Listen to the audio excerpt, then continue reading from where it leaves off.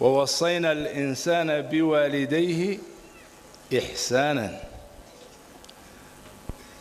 نبينا عليه الصلاة والسلام أحاديثتي فرها بدنيد نصو آخريني وحول ليه فأحسن صحبتهما فأحسن إليهما فبرهما صاحبهما في الدنيا معروفا أحسن صحبتهما. كلمة اللباد والصحبة صحبة محيطها ولا جروية جال نموية هذا لا صعوته قفك لا صعوته لا جرته هذا كم مقنين هذا قفك كم مقنت هاي ووقت دير أنا صحبة الله ما يراهده. نبي عليه الصلاة والسلام مركي ومككسو هجروني وأبو بكر ظهر كي ويمي أو أبو بكر ولا إيد ما ينام بحضه أبو بكر أنتو كلا بطبطي أيوح الصحبة يا رسول الله الصحبة إن كل الرفيق كل الصعدون مركا إحسان إيوه صحبة لجر كورهين لصعد جوكتاه ويه وحل الرباه معها وابن كورهيو بل إيه لبا إيه صدح كما ورهيو سند كما ورهيو لما تشوفه ما قرنا يروح يكسو أنت حالك هذا داس بارني دي دفتة هذه إحسان كي لما يرى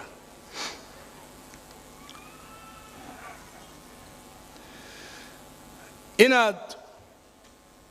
هو يدا وح أي كوي ديسته أما أي كعبها هتو آتسيسه وحقي أي كقول هيد حق الوالدين وي أما والدكم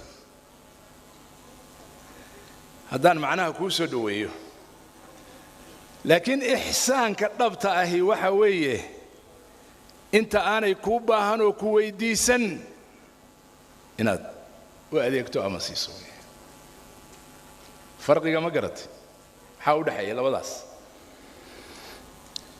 وفوحتها هي سجية iyadu inay isdhibto telefoon soo dirto aan ku sheegaa waxaan u baahanahay biilkii baa iga go'ay ku tiraahdo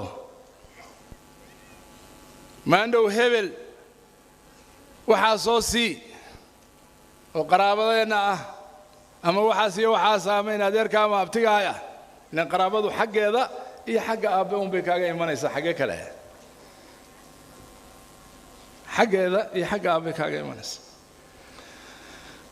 تاسو وحويه حقي أتجدتي هذا تسيسو وصح وأنا عدالة لكن إن هذا أبا هنسو آشا إياك ونكسن وهذا هو الإحسان إحسان كاسو وحنقرنا يا هويين وحيدا لن لح رقعة شن رقعة أفر رجعة يضمر يسوق جراه صدح أفر ترى أنت دون تري ويلديهن دمان توت قريه ليهن حاسس بليهن عرور بليهن حولي ليهن شقي ليهن وحال قارامة قاران يا سيدي قف قبيلك كم إذا هو حلو قارامة يوباهن يا قاران هو يدي بالله قارامة بالله هل هذا هو البر؟ بارني متاسع لا كلا بقردو إني أباهتو أرنتا قاران كماها أميردو إني أباهتو قاران معها أميردو وإني ماذا حسارنتها بقردو وإني ماذا حسارنتها بقردو وإنت أنا وحده ويديسن أمرين وإنه خادم كتاجي هي أو دياري مياد أركتين بقر أما أمير هادينا يقفك خادمك ورهبلو كواوي عجاي جرتا له مياد أركتين مايا خادمك سان وتاجين لبيه 10 ساعة وحسوجيا أمرك بقرك أميرك هو يدو أمير وكوين تهي بقرنا وكوين تهي سيدا حقه إلهي هلك أصولي وأي إلهي كلي حق هذا قرنايا حق هذا إنه قرنايا واحد كو قرنا يسا والدك حير لا يدخل الجنة قاطع جنة مجلي وحده وحضن هالسميو قف قرابة جويسة روايات قارك إنه هو يضع يا كتب مركب عن قرنا يا وحصله قرامة يا مركب ساوي ولا يسكت بيا ورانو ما هي العقب شانه أدو هبل أو يل أدونا يل هذا قريو لسنا يا أقوياء إسلامتي سكلي الذهب كوسو قذا كبدن عرورتي سألابته كو عيارتو بعدور بقول $1 لكن بقول $1 أو هو يلا قرامة أيا ليس ويدينا يا قبله يويل أي حقوق هذا حقوق سمحتها عقل ماذا داني تاسعين يعاسنا وضمحتها إيش هيك معناه هذا إيش هيك معناه هذا إيش هيك نلوش إني كجرتها هو يا وحي يقتري أنا وجهي رابع أو سيدا سوكر أنت سعيالة أو كل جود وده شقيستان ولا شيء كيسناي قرابة يدوي مركب حال ما شاء الله رجعنا وده شقيان كله ما ركتي وبوحنا إلهي فضل جيس سفي عنكم مدري يا لانو كوجم وحيا لازم واحد تري دولك قال هذا اللي تشوجا دولك قال هذا اللي تشوجا دولك قال هذا اللي تشوجا مركزي تري وحي ليه شنطة بقول أو قالوا سيسو هو يوا بكبر أنت محكو سمعين ساعة ذهب يبسن ميسو لا كلام يبسن ميسو وحكينا سمعين ميسو شنطة بقول $1 أو قالوا سيسو كبر أنا عيرتها تاسا وحي حسوسي سي dadka qaarkood ma aha kulligooda dadka qaarkood biilka hooyo aad ka nasato bay dhulka gaalo geeyaan iyadoo oo da'weyn Sweden la geyn Norway la geyn Mareykan la geyn Canada la geyn haye maxaa dhacay hooyo halkan caafimaad bay ka helaysaa dhakhaatiir bay ka helaysaa guri free ah bay ka helaysaa haye wax weyn baad sameynaysaa soo maaha ma sha Allah haye lacag baa la siinayaa bishii u soo dhacaysa haye kaasaan waxaan ku arkay magaalo kamid ah dalka Sweden nin baa wuxuu ii sheegay dadka u tarjuma dadka ahaan jiray maalin dhaweyd wuxuu yiri hooyo Soomaaliyeed baan waxaan ku arkay magaalada dhexdeeda waa qof daa meeshu waa meel baraf badan meeshu waa meel dhib badan waxay igu tiri buu yiri hooyo markaan xoogaa wax weydiiyay meesha ka timiyo waxay u baanayd xoogaan waxay hooyo hal mar intay maraba magaalada magaceeda inaan sheegay oo Soomaaliya hooyo hal mar meeshaan ma leegeyn kara magaaladii ma leegeyn kara ma leegu celin kara cid igu helisay wada loo maro ma ii sheegi karta waayo inta keeneen kuwii dhashay inta keeneen oo wadanka keeneen oo sidaan sheegayno ay guri u qaban qaabiyeen oo guri cayrta la dejiyo 2 qol la siiyay oo lacag cayrtaas ay uga soo dhacdo ayay wadankana degan yihiin marmarna waxay rabaan inay soo maraan oo soo booqdaan una malaynayaan xaqi inuu ka dhacay baariyaal waaweyn inay yihiin ay soo haystaan bedelkeeda yani ninba wuxuu leeyahay hal wiil dhashay aabihiis waa dhintay waa qisa dhaba aabihiis waa dhintay markuu dhintay way soo barbaarisay ma guursan way soo korisay ilaa uu nin weyn ka noqdo barbaaro wax barto shaqo bilaabo wuxuu go'aansaday markii uu shaqadii mushaharka u horeeyay qaatay ilaa intuu ka dhimanayo boqolkiiba 25 wax allaale wixii soo gala rubuciis 100,000 hadday soo galaan 25,000 inuu dhinac dhigo oo hooyadiis ay khaas ku tahay iyada iyo masaarifteeda iyo waxay doonto inay ku samayso iyo awqaafteeda masaajid u geliyo madaaris u geliyo ceelal u geliyo biyo u geliyo iyada kaash u siiyo 25 boqolkiiba wixii soo gala muddo markii qadiyadaas socotay ninkii waa guursaday wiilal buu yeeshay masaajidu uu sameeyey ka sokow lacagta uu u siinaayo kaashka marba u siinaayo iyadoo ururtay oo ay sadaqaysanayso oo ay dadka siinayso oo ay qaraabo ku xiriirinayso ayaa maalintii dambe masaajid iyaga ku dhow wuxuu samayn jiray biyo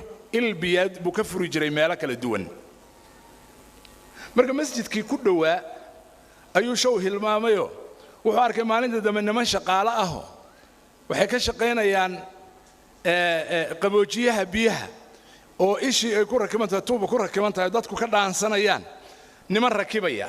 markaasuu wuxuu yiri wala kuwan way iga nasiib badnaayeen sidee baan ku hilmaamay meelo kale masaajid badan baan ka sameeyay ishaane iyo biyahan iyo qaboojiyahan seeban ku hilmaamay masaajidkii ii dhowaa isaga oo saas isweydiinaya waa kuma ninka khayrka badan ama dadka khayrka badan oo iga hormaray ayaa imaamkii masjidka iska hor yimaadeen maalintii dambe markaasuu ku yiri war hebel khayr allah ku siiyo niyo khayr allah ku siiyo ilaahay subhanahu wa ta'ala ha ku barakeeyo jannadii allah ka waraabiyo yaani biyaad meeshii noogu rakibteen oo waxaan ceelba noogu rakibteen oo qaboojiyaad noogu rakibtay oo markaasaan yaabay buu yiri war anigu waxaan ma samaynin aniga maaha waad igu soo qaldantaa u malaynaya markaasuu yiri maya seeway wiilkaaga ayaaba la socday wiilkaaga weyn oo iskuulka dhigta secondary gu dhigta wiil ayaaba la socday oo nimanka keenay meesha bas waan iska aamusuu dhahay gurigii baan imi yarkii markuu iskuulka ka yimi ayaan weydiiyay u yar raabo nimankan ceelka rakibaya miyaad warkays oo qaboojiyaha rakibay markaasuu yiri ha aabo waan ka warhayaa waxa weeye waxaan arkay hooyadeen ayeeyadii sida aad xoolahaaga qayb ugu khasistay oo aad ugu furto meelaha biyaha meelaha ceelasha marka waxaan go'aansaday masruufka yar oo bilka yar oo iskuulka fiiga aad abahalka adiisiiso break ayaga inaan ururiyo 3 sanaan ururinayay si aan adiga kuugu sameeyo ceel sidii aad hooyo ugu samaysay tarbiyada baarinimadu taasay dhashaa markaad adigu hooyada baari u tahay gabar iyo wiil midka tahayba ilmahaaga ayaad ka helaysaa aakhira ka sukow waxaan tilmaamayaa dhowr shay oo kaleeto waxa ku saabsan waxyaalo aynaan ku baraarugin masalan waalidkaaga soo galaya qolka ama meesha aad fadhido ama xaaladda ku sugan tahay ama meel aad joogto ama hooyaha noqdo ama aabaha noqdo rag ahaw ama dumar ahaw duu soo galo waxa laga yaabaa inaad sidaadii iska tahay ka annama aan waxba dhicinba maya waxaa loo baahan yahay markaas oo kale inaad wax kasta oo aad gacanta ku haysay aad joojiso inaad istaagto ka hor tagto soo dhawayso hooyada ama aabaha meesha ugu fiican ama adigu aad fadhiday rag iyo dumar ka tahay aad fariisiso hooyadayna hadda waxaan u jeedaa hooyooyin badan oo waliba iyagoo oo da'ah dhutinaya kuraasta meel ay ka fariistaan mararka qaarkood la xataa majliskeena ama gadaal iyo meel fog fariisanaya baan u jeedaa gabdhihii yaryara iyo dadkii da'da yaraana hore fadhiyaan arrintaas munaasib ma baarinimana ma xataa haddaanay adiga hooyadaadii dhabta ahayn waxay kugu leedahay man lam yuwaqqir kabiirana inaga mid maaha qofka aan qofka ka da'weyn ixtiraamin oo qadarin inaga mid maaha buu leeyahay nabigu calayhi salaatu wasalaam inaad soo dhawaysaa marka waxa loo baahan yahay inaad waalidka dhunkato madaxa ka dhunkato soo dhawayso farxad tusiso inaad ku faraxsan tahay tusiso fariisiso meel fiican fariisiso ka soo qaad hooyooyinka waad aragteen guriga hadda ugu tagto hadda adigoo xataa nin weyn ah way isdhibaysaa shaahina ku soo kariso jikada inay gasho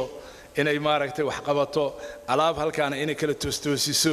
gabdhuhuna way la kulmaan hooyooyinkuna way la kulmaan maxaad samaynaysaa ma fadhinaysaa meeshaada ma fadhinaysaa maya ma fadhin kartid baarinimada waxa weeye inaad soo istaagto haddaadan xataa wixii la qabanayn ama ay ku diido waa inaad dhinac taagnaataa oo u sheekaysaa at least way ku farxaysaa intaas dareen kale dareemaysaa waxaa la mida yacni marka aad u yeerayno hooyo ama aab waa inay noqotaa waqul lahumaa qawlan kariima hadallada ugu macaan ugu ixtiraam badan koolkoolinta ugu fiican inaad ugu yeerto way oo sida aad aan sheegayno boqorada amiirada ama wixii dhaqankiinu yahay ya ay ku farxayso hooyo macaan aabba macaan ya waayo waqul lahumaa qawlan kariiman hadalka xunna waa laga reebay hadal fiicanna waa lagu amray amar iyo nahyi waa wada socda waa adkayn way waxa la mida arimahaas markaad wax ku dhaqaaqayso ama go'aan ku dhaqaaqayso waad guursanaysaa guri baad dhisaysaa safar baad gelaysaa waxyaalaha go'aamada noloshaada ku saabsan oo waaweyn waxa wanaagsan oo baarinimadu ku jirta inaad u sheegto oo la tashato waxa la arkay oo bitajriba khibradana lagu arkay hooyada qalbigeedu inaanu been sheegin marar badan ama guur ha noqoto oo gabadha ay ku ishaaraysa ama kugu diidayso inta badan ama talada ay ku siinayso ama safar ama joogitaan culimo badan oo muxadisiintii hadda la idinka sheekeynayay ayaa safarada ka joogay si ay hooyadooda ula joogaan baarnimadooda ama markay u diiday joogay oo aan meelna u dhaqaaqin rag waaweyn oo markaa boqorro noqday amiirro noqday tujaar waaweyn noqday ayaa iyada markay la joogaan khaadimiin daqiiqad kasta iyo sida ay ugu yeerayaan dadka kale hadday arkaan qof shaqaale oo ah ay moodaan waana sida la rabo marka haddaad go'aan qaadanayso ama meel ku dhaqaaqayso la tasho u sheeg waxaan macsi ahayna taladeeda yeel khayr badan iyo barako badan baad ka helaysaa haddii ay carooto hooyadu ha seexan gurigaagana ha harsan ilaa aad qalbigeeda farax geliso hadday kaa carooto ama ay xanaaqdo ya ha seexan hana nahsan ilaa aad ka farxiso oo qalbigeeda raali geliso ilaahay subxaanahu wa tacaala waxaan ka baryaynaa walaalayaal hadalka oo kooban waxaan isu dardaarmaynaa qofkii haysta waalid labadii ama midkood ama hooyadiis ay nooshahay maanta waxaan leeyahay jannada inaad gasho iyo inaad aadan gelin adigay kugu xiran tahay haddaad hooyo haysato rag iyo dumar kaa tahay ama ku dadaal ama albaabka adigu iska xir ilaahay tawfiiqda hana waafajiyo khayrkana ilaahay subxaanahu wa tacaala hana siiyo